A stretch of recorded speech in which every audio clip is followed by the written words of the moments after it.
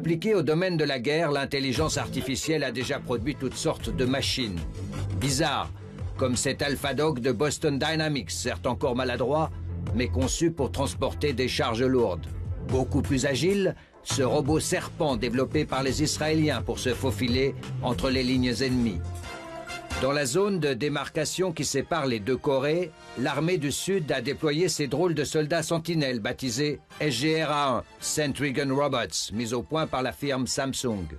Ces engins peuvent repérer les mouvements, identifier la cible. En fonction du niveau de danger, le robot peut alors, avec ou sans intervention humaine, choisir de lancer une alerte sonore, tirer des balles en caoutchouc ou faire feu avec des munitions réelles.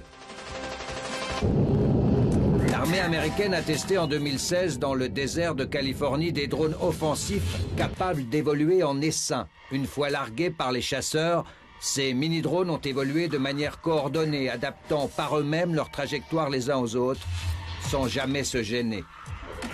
Les capacités fulgurantes de l'intelligence artificielle permettent d'imaginer des armes de guerre totalement autonomes. Autonomes signifiant qu'une fois engagées, elles pourront agir, repérer une cible, l'identifier et finalement l'abattre sans intervention humaine. Faudrait-il les interdire? Peut-on déléguer à un robot le droit de tuer? L'astrophysicien britannique Stephen Hawking imagine les pires scénarios. The primitive forms of artificial intelligence we already have proved very useful. But I think the development of full artificial intelligence could spell the end of the human race. Plusieurs centaines de chercheurs en intelligence artificielle, des stars de la Silicon Valley comme Elon Musk, ont adressé une lettre ouverte aux Nations Unies. Ils demandent l'interdiction des armes autonomes. Elles pourraient tomber facilement aux mains de despotes ou de groupes terroristes. Bonjour madame. Bonjour. Vous dirigez à l'École Polytechnique Fédérale de Lausanne le laboratoire d'algorithmes et de systèmes d'apprentissage. Vous avez travaillé dans l'intelligence artificielle à l'Université de Californie du Sud, à Édimbourg aussi. Vous refusez pour vos recherches des fonds qui proviendraient de secteurs militaires. C'est par conviction éthique? Oui, parfaitement. C'est très important pour moi. Nos applications ne doivent pas être militaires, en tout cas pas volontairement. Si l'armée s'en empare, bien sûr, c'est un autre problème, mais ça n'est en tout cas pas le but de ma recherche. Pensez-vous qu'il faille interdire les armes autonomes? Est-ce qu'on peut les interdire? Alors, c'est deux questions. Est-ce qu'on peut les interdire? Je pense que c'est très difficile, voire quasi impossible. Et puis, est-ce qu'on doit les interdire? Pour moi, c'est un faux problème qui se rapporte à la problématique de pourquoi utiliser des armes. Pour moi, si on utilise une arme autonome, non autonome, semi-autonome pour tuer quelqu'un, le résultat est le même, on a tué quelqu'un. Donc, d'un principe éthique, pour moi, on ne devrait pas tuer quelqu'un. Et je ne vois pas de distinction à faire. Et je m'inquiète, en fait, de la distinction qu'on essaye de faire parce que, pour moi, on repousse le problème. Et le problème en amont est celui de vouloir utiliser des armes de plus en plus sophistiquées, de plus en plus précises. Les scientifiques qui réclament l'interdiction prétendent que ces armes munies d'intelligence artificielle pourraient tomber facilement aux mains de despotes, de groupes terroristes. Et en cela, elles seraient aussi dangereuses que l'armement nucléaire. Qu'est-ce que vous en pensez? Alors, je pense que c'est correct, effectivement, que malheureusement, ce sera plus facile que l'arme nucléaire de se procurer ce type d'armes et de les développer, parce que finalement, cette intelligence artificielle, eh bien, elle ne demande pas les mêmes configurations, les mêmes matériaux.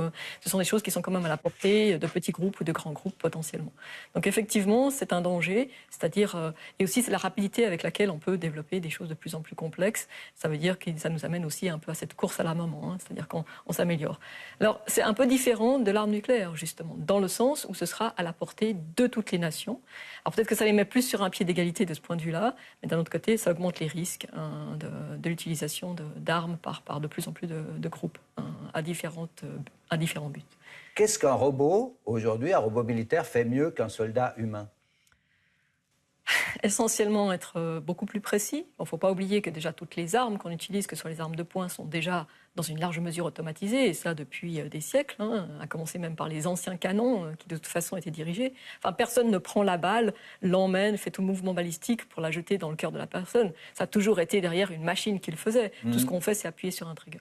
Donc ils sont beaucoup plus précises. Maintenant, on a en plus la capacité de pouvoir analyser des images extrêmement rapidement, de pouvoir cibler des cibles visuellement qu'on ne pourrait jamais faire en tant qu'être humain, de pouvoir en cibler plusieurs, de pouvoir faire des déploiements de machines en configuration. Donc c'est vrai que ce sont des choses qui ne sont pas possibles à cette vitesse et à ce niveau de précision chez l'homme.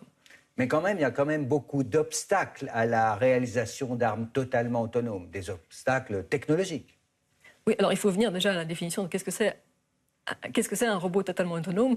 Pour moi, un robot totalement autonome qui tuerait, c'est un robot qui vit, qui a sa propre intelligence, sa propre petite vie, et puis il est là dans son petit coin de bitume, puis un jour il se dit « Tiens, qu'est-ce que je pourrais faire aujourd'hui? Allons donc tuer quelqu'un. » Non, ça n'existe pas, on n'a pas ce niveau d'intelligence et d'autonomie. Et ça n'existera jamais? Je ne suis pas mal celle-là et je ne peux pas dire. Dans le futur, on ne sait jamais ce qui va se passer, mais au jour d'aujourd'hui, non. Dans les années qui viennent, non plus. À l'heure d'aujourd'hui, il y a toujours un être humain qui, en tout cas, appuie sur un petit bouton, définit aussi la cible. Il ne faut pas oublier ça. Il y a quand même une définition de la cible qui est d'ailleurs la difficulté. C'est quoi une cible? Et surtout, qu'est-ce qui n'est pas une cible? Donc l'être humain reste dans une large mesure en contrôle, en tout cas au départ, de la décision de vouloir tuer.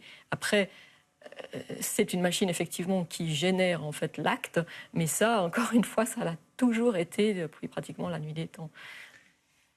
Les robots militaires, on pourrait y voir aussi finalement certains avantages. C'est-à-dire on n'enverrait plus des soldats se faire tuer au front et on enverrait des machines se faire tuer. Finalement, c'est peut-être bien. Dans le sens où il n'y aurait plus de morts d'hommes, je n'y crois pas. C'est ce c'est ce que certains de mes collègues essayent d'avancer comme, disons, comme un côté positif, comme argument positif. Je n'y crois pas parce que je pense que la raison pour laquelle les êtres humains utilisent une armée, tuent et essayent d'utiliser d'autres êtres humains, c'est finalement pour faire souffrir. Donc, on sait très bien que si on détruit l'armée opposée, mais que c'est une armée de robots, il n'y aura pas le même sentiment qui sera généré ailleurs, et on le voit bien avec le terrorisme, et donc il n'y aura pas cette réponse qu'on espère. En fait, j'ai le sentiment que les guerres, c'est surtout une réponse d'émotion, où on génère une émotion, une souffrance chez l'autre, et puis après, c'est comme ça qu'on monte dans la bataille.